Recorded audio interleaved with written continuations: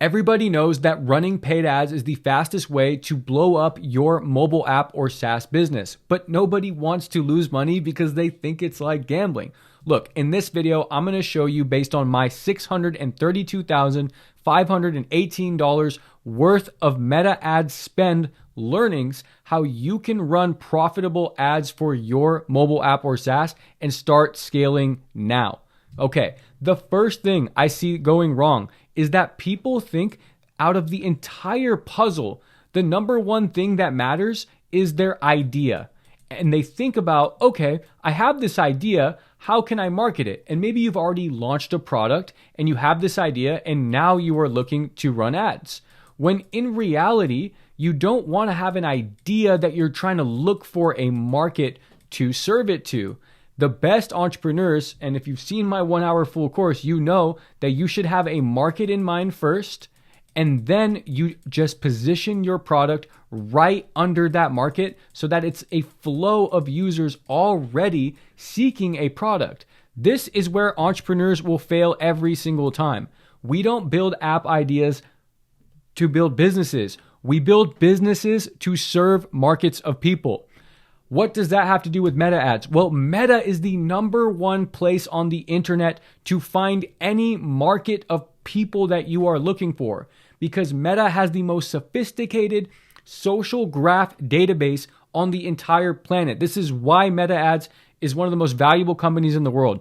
It's why they have the most powerful AI, because they can pinpoint the exact person that you want to target when you are trying to sell a specific product.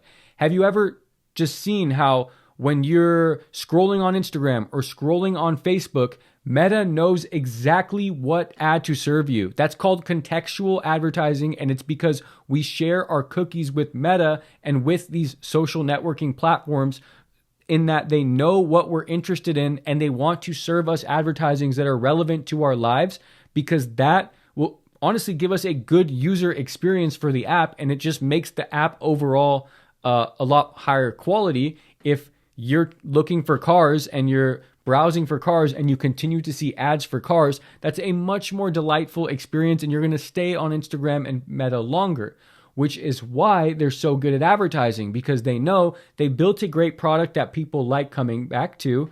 They have a lot of information about us. For example, I believe the data point number is around 44,000. That's how many data points that Facebook has about us. They know where you're where you're making network requests from. They're tracking your IP. They're looking at your accelerometer. They know if you're in the car. They know if you're walking. They know if you're at Starbucks. They know what were the last couple things that you clicked on. In fact, if you're sitting at home watching Netflix and you're on the same Wi-Fi network on your phone, Facebook and Meta even know what Netflix show you watched last, and they know what type of emotional state that you're in. I promise you it gets a lot more scary than that. I actually share a ton of information in that regard to my inner circle community that you can learn more about in the description, but that's not even the real thing right now. What you need to understand is that Facebook has a very sophisticated graph network database that has a bunch of edge points, like literally infinite number of edge points that create relationships between almost every single person on the planet, every single possible interest out there, every single possible post and interaction, and I can't even name how many more things they know about us. So when you are ready to drill that into your head, that Meta is the most powerful, hyper-targeted advertising platform, now you're ready to accept one more fact. Meta ads only works because they print people money. Think about it. Nobody would continue to invest into Meta ads if it didn't make them money. For example, I've spent $632,000 on Meta ads. Do you think I invested all of this money just to give it to Facebook? No, I'm returning my ad spend more than this, way more than this. Okay, I've invested $632,000 in just one of my businesses that has generated over $2.5 million in cash collected. That is just for one specific business. It works, and I'm a small fish in the eyes of Meta. There are much bigger advertisers than me. So you now need to drill two things into your head. One, Meta knows everybody and their specific interests. And number two, it works. That's why people invest into it. So once you drill those two things into your head, you will no longer look at Meta as a risk or a gamble. You will look at it as a long-term investment in identifying the market of people that you want to build a solution for, or you want to position your product under. It's that simple. Is it easy? No, absolutely not. The first thing you need to understand when it comes to approaching meta ads is how to target these specific audiences. Look, in the past, like back in 2015, meta ads wanted you to use things called interest groups. Okay, this was literally a bunch of settings you would have in the app, and you would pretty much say like, hey, I want people who are 28 years old. I want them to like sports. I want them to, live in Arizona. And you would essentially create this interest group and then send it to Facebook. That was before this Facebook algorithm got very sophisticated and before AI proliferated itself. Now in 2025 is the era of the Chad advertiser, where all you need to do, and Chad, by the way, is a slang term. I know we have some older people on the audience here. Chad is just a slang term that says, screw it, just put the app out there on broad mode, broad settings, broad targeting, which means you let Facebook do the work. You let Facebook use their hyper advanced AI social graph algorithm to detect who should see your ad. Well, how do they know who should see your ad? Well, especially if you're a new ad account, this is what you need to understand. When you create an ad account on Facebook, and an ad account is what you see here, this is an ad account. You are creating a machine learning model inside of Facebook's big data warehouse somewhere in like South Dakota or something. And you create a machine learning model that's specific to your your business, okay? From that machine learning model, we call this an ad account, okay? I'm going to switch over to this. We call this an ad account. From your ad account, you are going to have ads that run off the account, okay? Those ads that run off your account are going to be videos, they're going to be pictures, they're going to be most likely videos. You're going to have ad 1 and ad 2, okay? When you run these ads as broad, Facebook is going to start serving them to a couple pockets of people that it thinks it wants to, that people want to see, okay? But how do you kind of target those people? Well, the science behind Facebook right now is you use what's called hook population targeting. This is a term that I've coined because it works, and I've learned it from some very high-end marketers. It's called hook population targeting, where when you create an ad, your ad has an architecture.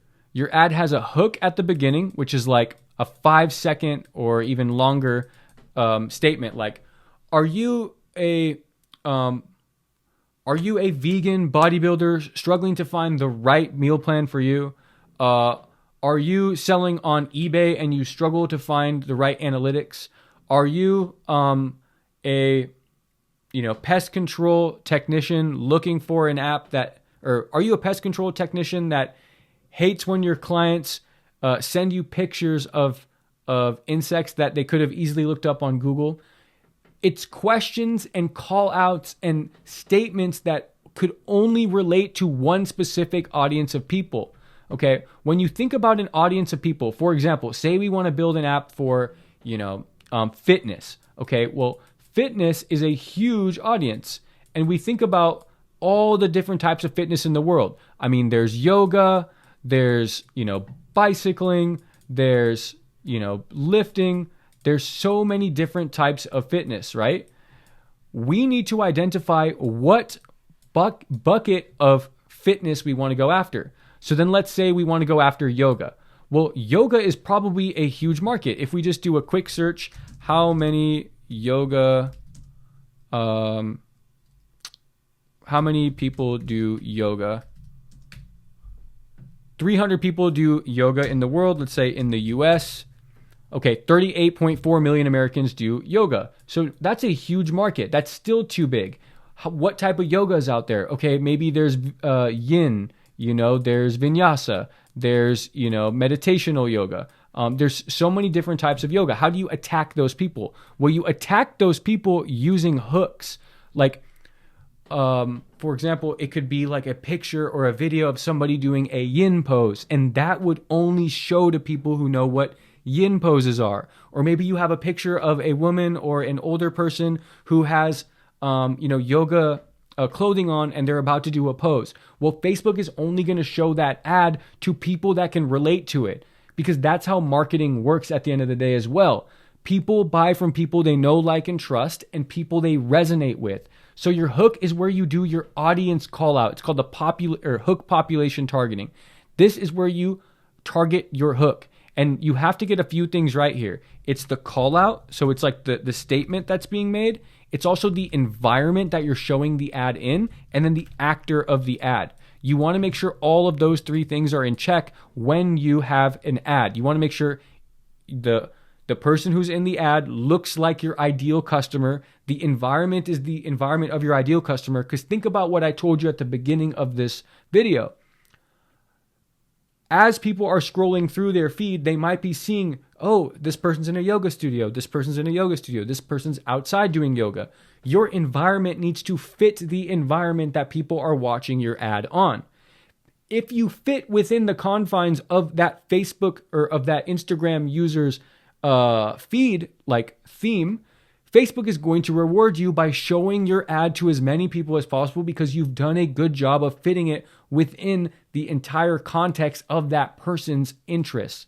If you show an ad that's about yoga to somebody who's scrolling through a feed of yoga people, and it's like somebody with their shirt off at the beach, it's not going to fit within the context of that person, right? And Facebook will therefore punish you by not showing your ad to a lot of people and jacking up your CPMs and some of your costs. And we're about to go into cost in just a moment here.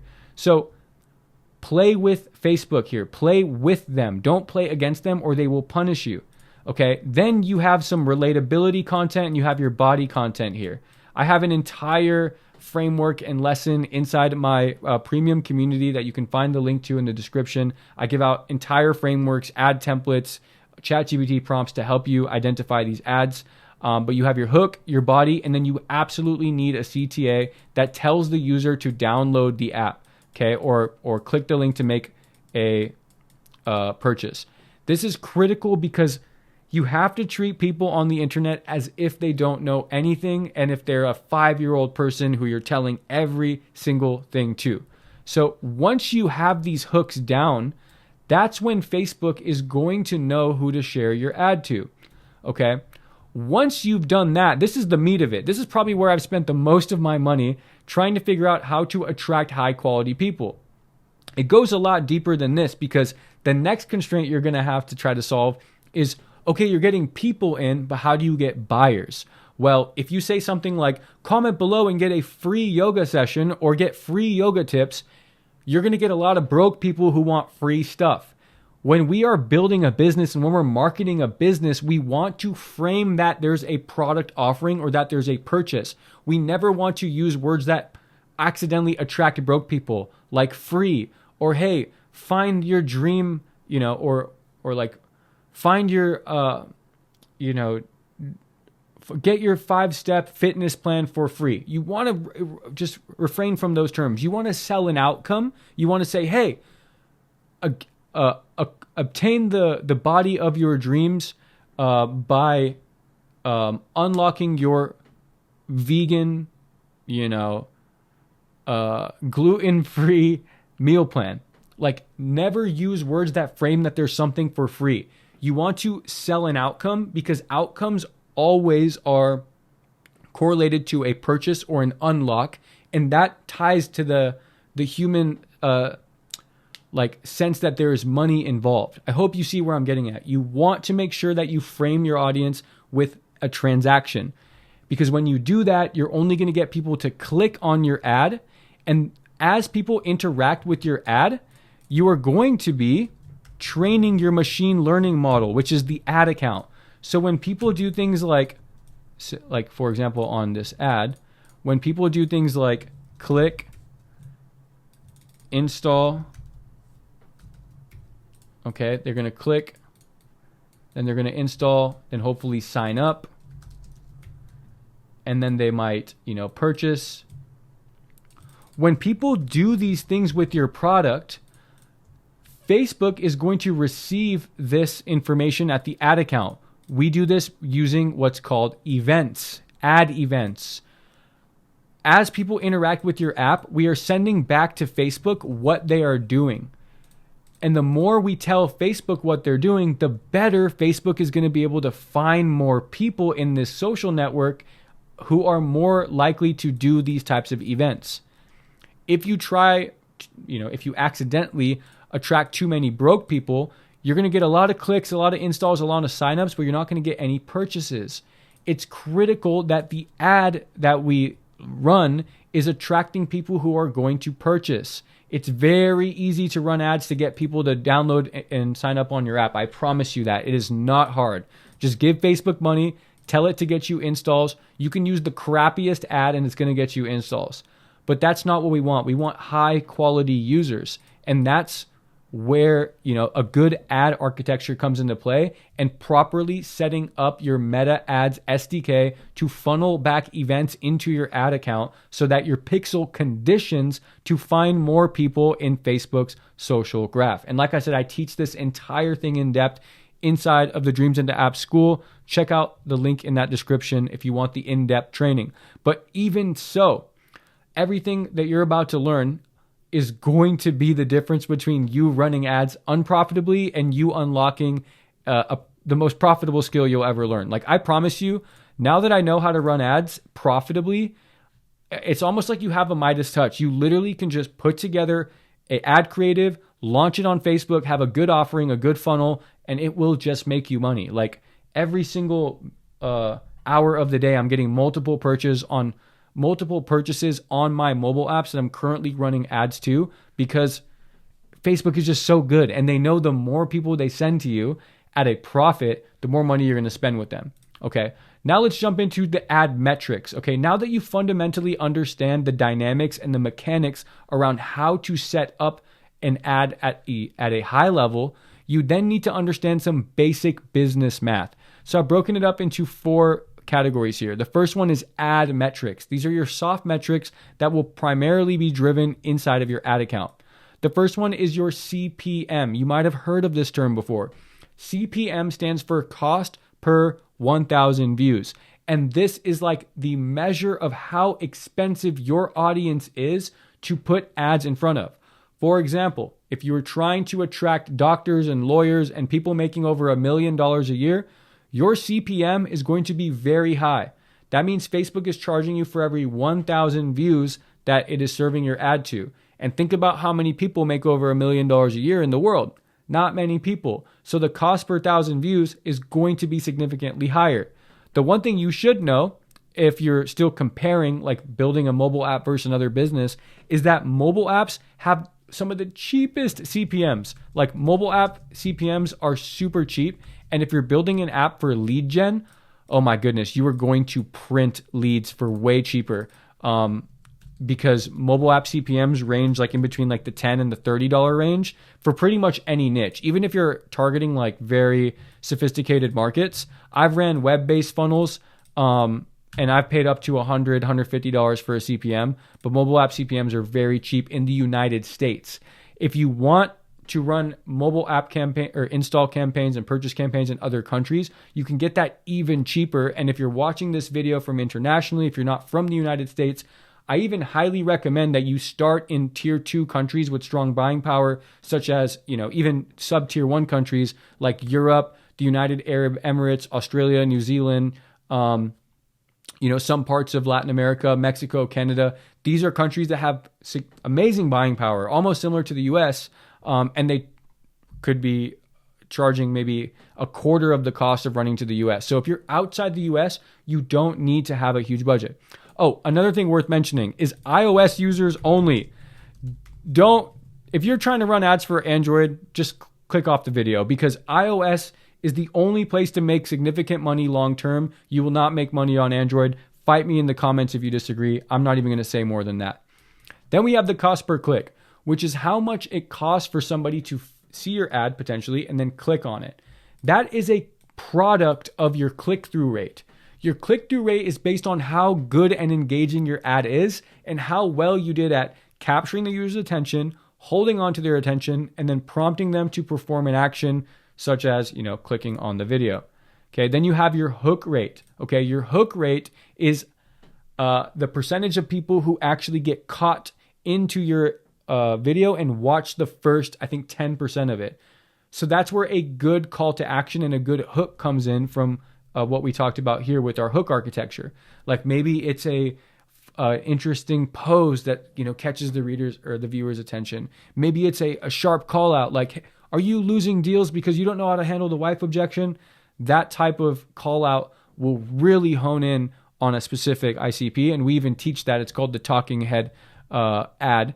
But anyways, that metric is how well your ad is hooking people. And then lastly, you have frequency, which is how many times on average your ad is being shown to a particular person. A high frequency means that your ad is kind of fatiguing. It's showing it to the same group of people again and again because the hook population that you're targeting is quite small. And that's not a bad thing. Sometimes it's okay to show your ad to more and more people. You'll even see that in some of my ads, I will have frequencies that are pretty high. For example, 5.56 on this one, 2 on this one. Most of them are between 1 and 2, but you will have some that go into the 5s if it's a small group of people who are resonating with that particular ad. So each of these metrics have to do with your ad account itself. You're going to manage these metrics inside of Facebook Ads Manager. Then once a user downloads your app, you're going to be keeping track of metrics inside of your onboarding flow. You're going to do all of this ideally in Mixpanel, Amplitude, or Posthog. I use Mixpanel because they give out $50,000 worth of startup credits.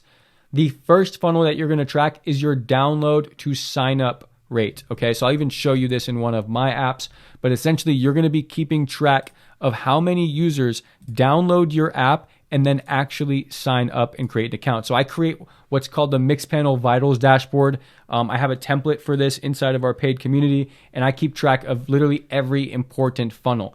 However, this is the funnel report that keeps track of how many users, my login just means download because that's like the first screen someone sees, and how many users download and then actually sign up. Right now I have a 76% download to sign up rate, which is very strong.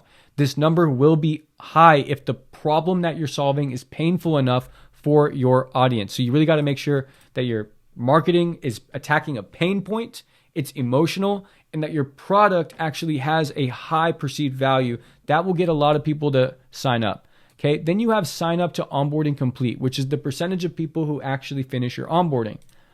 Onboarding is, if you know anything about me and my strategy, is the number one place to turn cold downloads into ready to purchase app users. Then you have your sign up to paywall view. And I love this metric because it's the number of people who sign up and actually receive an offer. Think about it as if you have a store and people are walking in. Your sign up to paywall view is just like you saying, out of the people who walk into my store, how many of them give me their name and their information and say, "Hi, nice to meet you," and how many offers do I make them? Ideally, for every person who walks into my store, I offer them to buy me something. Your paywall view is like you offering someone to buy you something. Is like you offering someone to buy something off of you. You want to make as many offers as possible. The more offers you make, the more money you make. I drill it down this deep because a lot of you watching my channel are first-time entrepreneurs. You maybe have never ran a business before. I come from a multi-generational family of entrepreneurs, and we just live and breathe transacting in money from people. And we just live and breathe making offers. So you need to get into the habit of making offers and looking at the world of mobile apps and SaaS as a vehicle for exchange, as a vehicle for a transaction to take place. Okay, so once you keep track of these funnel metrics, you're going to be consistently iterating and improving on it. That's what I do all day, every day. This is my funnel report here for one of my mobile apps. And all I really do is I look at, how each of these screens are performing. And if I see any drop-offs, I just continue to improve it. It's just a math equation. Okay, then you have your bottom of funnel revenue metrics. These are also very fun, but Number one is, out of your people who see the paywall, what percentage of them start a trial?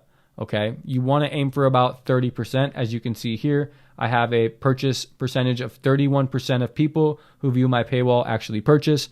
And then out of those people, say you're in a free trial environment, out of the people who start a free trial, what percentage of them convert into a paying customer?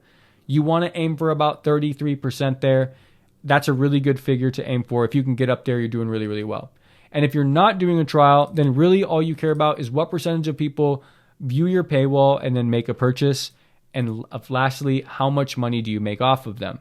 That is the next step here when we go into lifetime metrics. These lifetime metrics you can pull up from RevenueCat or Adapty if you choose to go with any of those paywall providers or payment processing providers. The first thing we care about, and honestly the only thing we care about, is your average lifetime value per paying customer, i.e., how much money do these people pay you over the course of their life inside of your software? One thing to note, acquiring a new customer is very, very, very expensive. It is much cheaper to invest in retaining a customer and making them happy than it is to go out and acquire a new one. So put a strong emphasis on retaining customers and don't take leads for granted, because your ad account, could stop any day. You could run out of money. You could max out your credit card. You need to maximize how much money you're making from your customers and don't take them churning as something for granted. Okay, you want them to stay as long as you can, and that's where you get into average retention length. Then we have, of course, our product success metrics, and this varies depending on the problem that your product is solving. For example, one of my apps is an AI sales coaching app, and one of the success metrics that we look at is number of calls completed on our app. And we can then correlate, hey, the people who cancel are only doing one call. The people who are not canceling are completing about 5 calls or 10 calls. And we can then correlate those product success metrics to the revenue actions that are being taken. If there are people using your app, we can always map that to the outcomes of their purchase behavior or their trial conversion or maybe their churn and the reason they fell off. There are a lot of beautiful insights that can come out of corresponding your product success data into your customer actions. I hope you enjoyed this full-length masterclass on meta ads. There's a lot of juice in here that took me over $600,000 worth of learnings to figure out, and I'm glad I can leave it all on the table. At the bare minimum, click the link below to join my Vibe Code School free community. Make sure to like and subscribe for more content on AI, startups, and entrepreneurship. I love breaking this stuff down. My goal is to make mobile app entrepreneurship accessible to every single person at the highest level. So like and subscribe. I'll see you in another video.